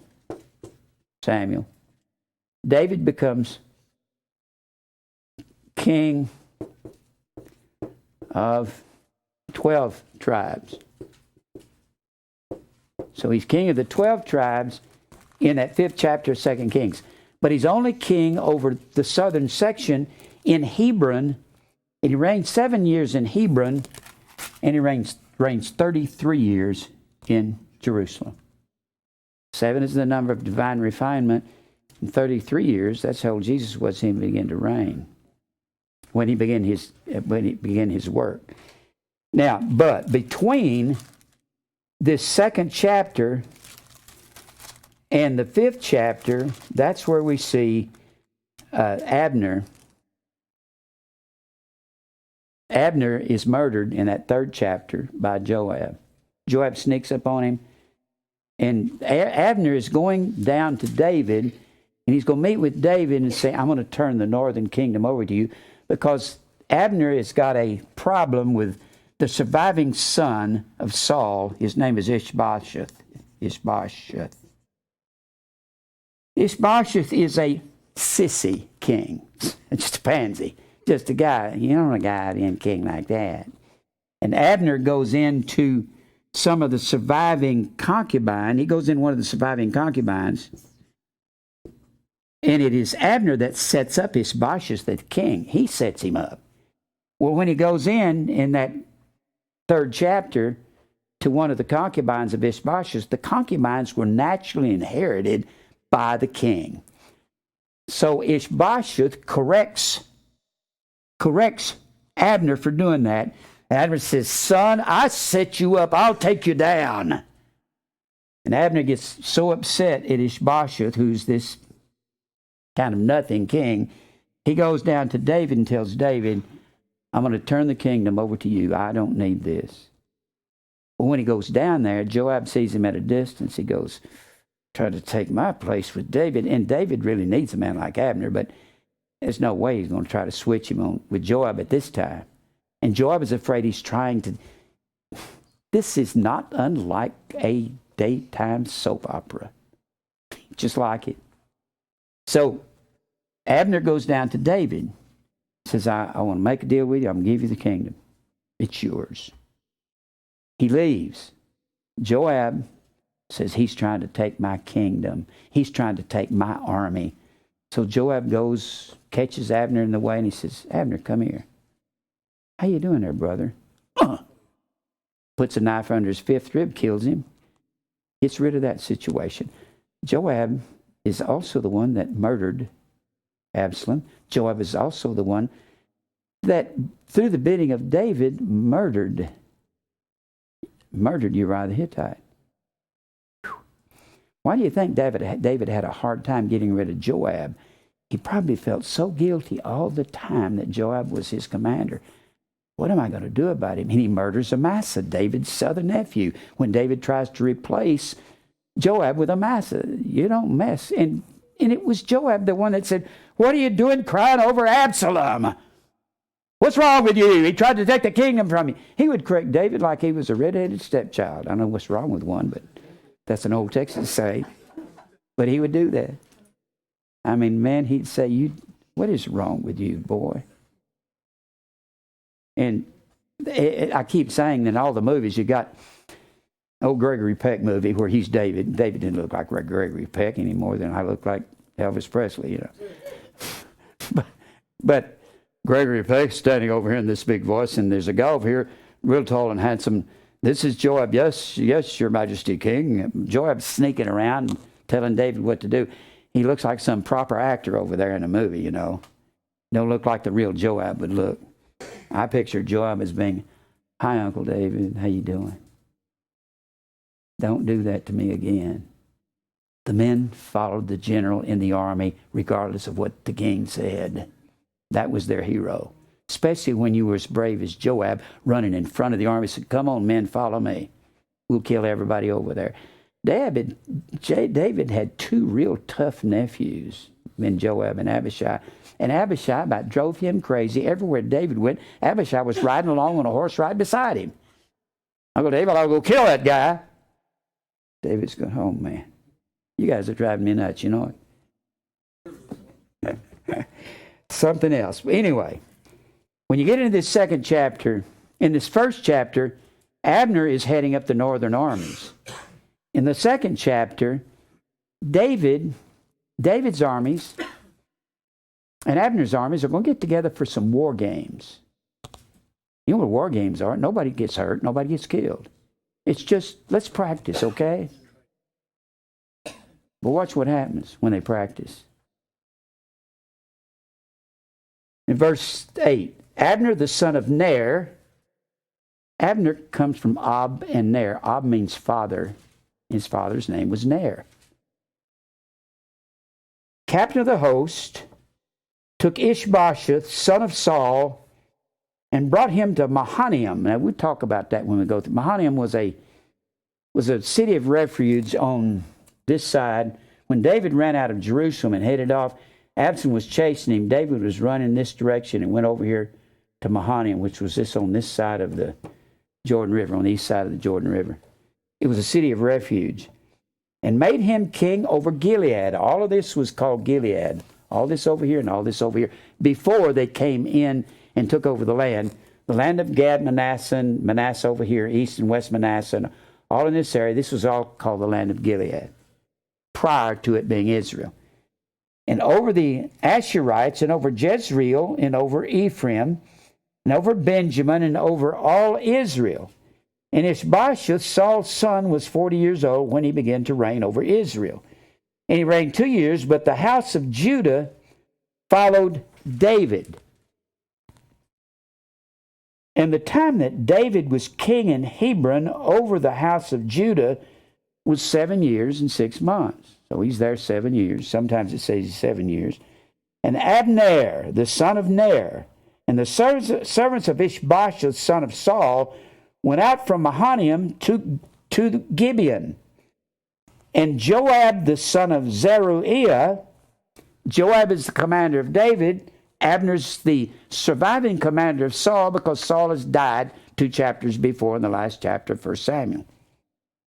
And Joab, the son of Zeruiah, or Zeruiah, however you want to pronounce it, and the servants of David went out and met together by the pool of Gibeon. And they sat down, the one on the one side of the pool and the other on the other side of the pool.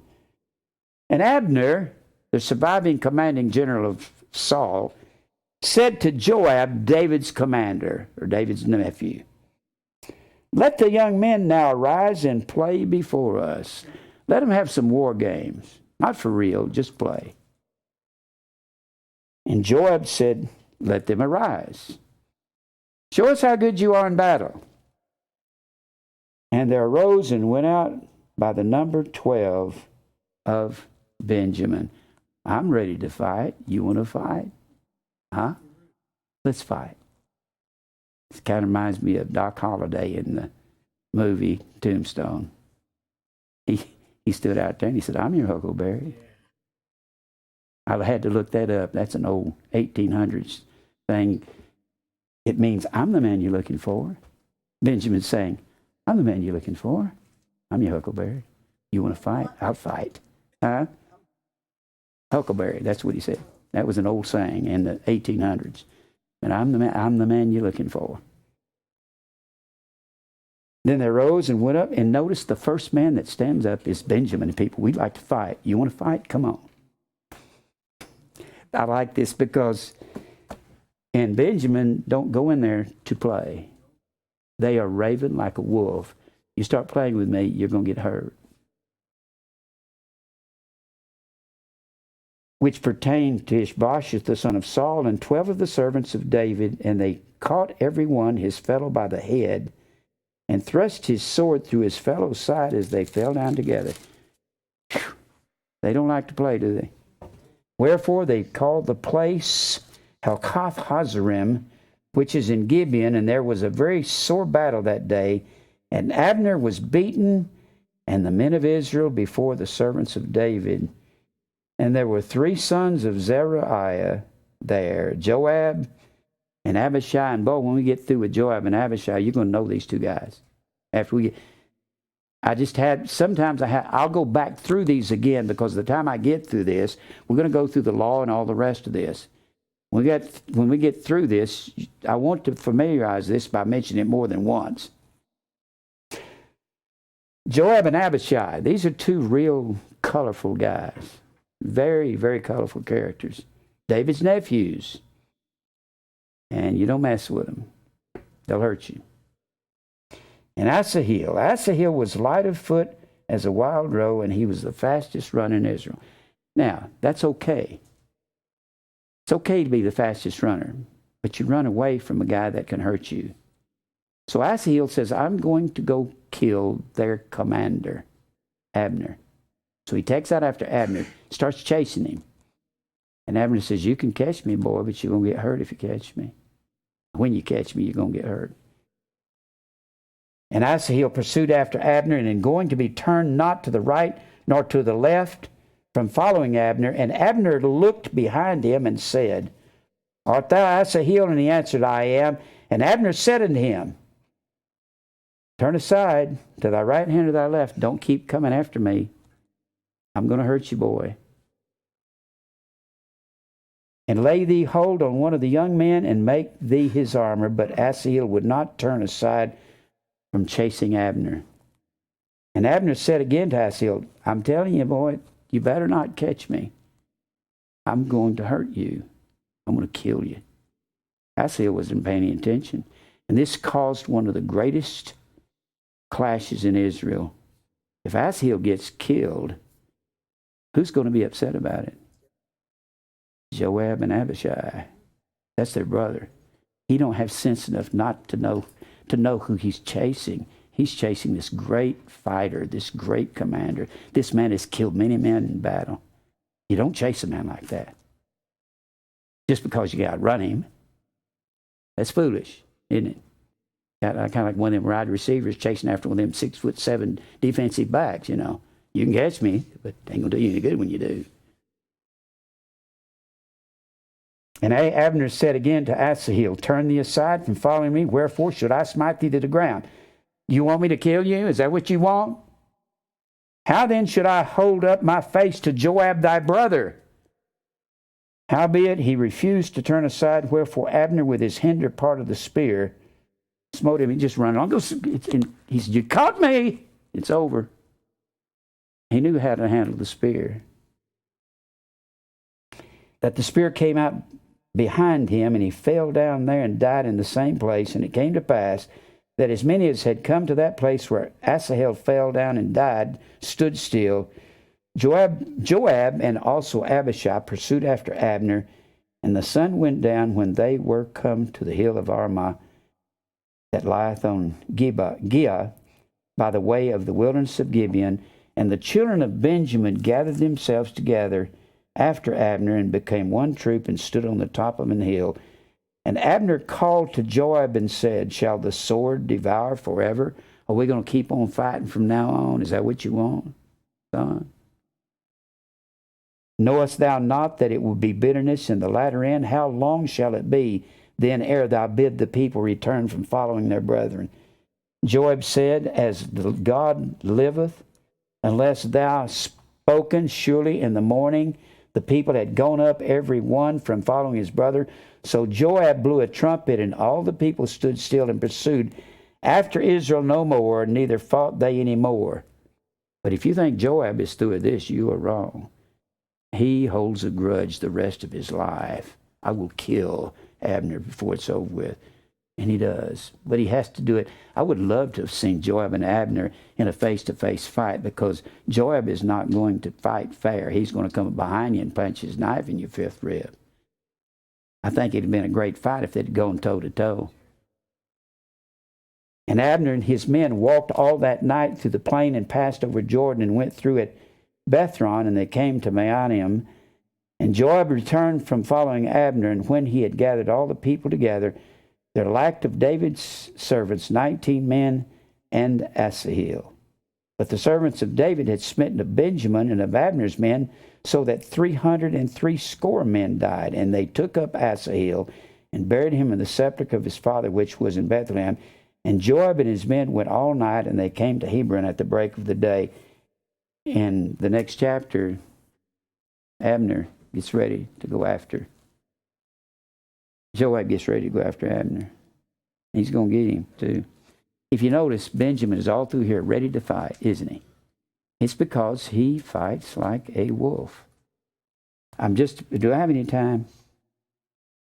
5 minutes. Gosh, I'm right. Let me read you some stuff about Benjamin. Let me just read this to you. This is out of one of my encyclopedias. David, having at last expelled the Jebusites from Zion, that's in 1 Chronicles, where we read that in the 11th chapter, and made his own residence, the close alliance that seems previously to have existed between the tribes of Benjamin and Judah was cemented by the circumstance that while Jerusalem actually belonged to the district of Benjamin, that of Judah was immediately contiguous to it. Thus it happened that at the division of the kingdom after the death of Solomon, Benjamin espoused the cause of Judah and formed together with it a kingdom by themselves. Indeed, the two tribes stood always in such a close connection as often to be included under the single term of Judah. They were in such close connection that they tried to stay as an independent nation, but they were included with Judah because the castle and the temple was in Jerusalem. So Benjamin was naturally associated with Judah. So this is why Benjamin ends up with the southern tribe as opposing the 10 northern tribes. And I want you to remember, the 10 northern tribes, the inheritance belongs to Ephraim. He's the leader. Anytime the Bible speaks of Ephraim, when you read through the book of Hosea, and it talks about Ephraim, it's simply a reference back to Genesis 48, when Ephraim was given the blessing of Israel to have the inheritance of all of Israel, and the king would come out of Judah. That's in the 49th chapter. Let me finish reading this. Thus it happened that at the division of the kingdom, after the death of Solomon, in that 11th chapter of 1 Kings, when Rehoboam takes this bad advice from his high school friends to go to tell Israel, my father chastised you with whips, I'll chastise you with scorpions.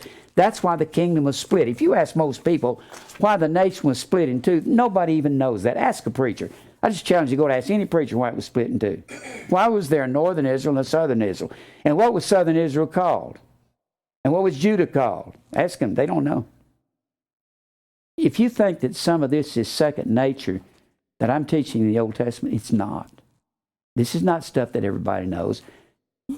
Did you ever hear any preacher in the church tell you about these kings or these split? It split over Solomon's apostasy. Most people can't see it split over Solomon's apostasy because they can't see anything wrong with Solomon. When you see in the Bible people doing things like getting drunk, marrying a bunch of women, does that mean you're supposed to? I mean, a bunch of women at the same time. Jeopardy contestants more than the Jeopardy contestants. He's always telling me he watches Jeopardy and they give a religious question. He said they knew the answer to this, Jim. He said they know more than the preachers know. I'm sure they do. If you look over here look down at the 3rd chapter of 2 Samuel, God didn't tell us because David married all these wives, he's not. This is some of David's sin. Why would they marry this many women? Why would Solomon marry those women? Some believe he married them to form peace treaties with those foreign nations. But God said, you don't have to have peace treaties. All you have to do, and he was doing probably some of it to please his wives. All you have to do is follow God and do. We've talked about this, me and several people have talked about it lately. When you have problems in your life, I've talked to Greg, was talking about it today. I was talking to Lawrence today about it. If you have problems in your life, there's only one answer: follow the Lord. You say, but my life don't straighten out when I'm following the Lord. It don't straighten out all of a sudden, but it straightens out in time. When you got problems, if you think the answer is to keep on seeking self and seeking fame and fortune and climbing the ladder of success in the world, it's not the place. God didn't call us to do that. But if I'll do that, I can be happy. Will you be as happy as Whitney Houston was? Taking all kinds of drugs and drinking all kinds of booze, and she couldn't quit for years. Every time I'd walk through a checkout counter on one of them rag magazines, there are pictures on there, Whitney on drugs, Whitney on booze, and you know they're going to die eventually. You actually think those people are real happy when they have to have drugs and booze to kind of keep them calm down and make them face the reality of life? Have you ever accomplished something in life? You ever tried to buy a house, and then one day you buy it, and then after 6 months it's just a house? You ever wanted to buy a new car? You've worked and finally you got it, and after 6 months it's just a car? You wondered, okay, now what do I do to fulfill my life? You follow the Lord. That's the only happiness. Picking up other people is the only happiness you're going to find. It's not going to be in trying to fulfill self. That's not going to happen.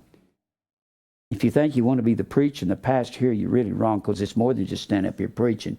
It's looking after everybody's problems. It's trying to help them figure out their financial problems, their marital problems, their emotional problems, their insecurities. It's about all of this. And I'm constantly aware of everybody here. And I want to come up to everybody, and I want to pay special attention to people who feel left out. I told Greg today, I said, you really want to know what life's about, you reach out to others. Give people what you expect others to give to you. Don't wait for the world to come to you. Nobody's going to beat a path to your doorstep. Nobody ever does. Beat a path to their doorstep. If you come to church and say, nobody will talk to me, go talk to them. The people here have more problems than you could even imagine. I know the problems people have here because you come to me and talk about them. You don't know the problems each other has sometimes. If you talked more, you would have a little more compassion for one another sometimes. That's all it really takes. Just a little compassion. I'm out of time. Let's pray. Father, thank you for your word and for truth. Lord, teach us by these words how we ought to live. You said they were all profitable. Teach us how that we're supposed to be compassionate toward each other, caring about one another. Help us lift up one another, the uncomely parts of the body that don't fit very well. Help us to embrace them and tell them we care about them and help to lead them out of their problems, and if we can lift each other up. Teach us that there's no happiness outside of loving others, particularly this flock and the sheep. Lead us to your elect, open up doors for the ministry, and we'll give you praise for everything and glorify you in Christ's name. Amen. Yeah. I'm going to go home after this. Yeah. I got to get with you. Yeah.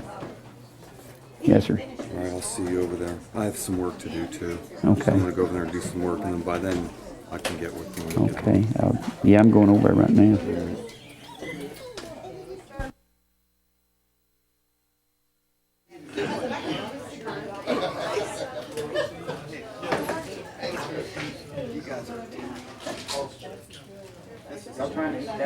Joab and Abishai. Yes. No, I'm Christopher and Dr. Jonathan.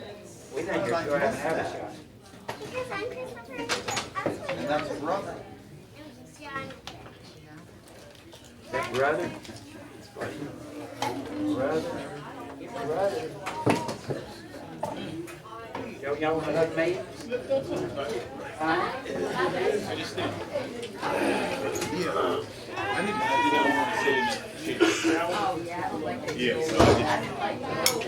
Huh? Bug? I don't know. Bug. Bug.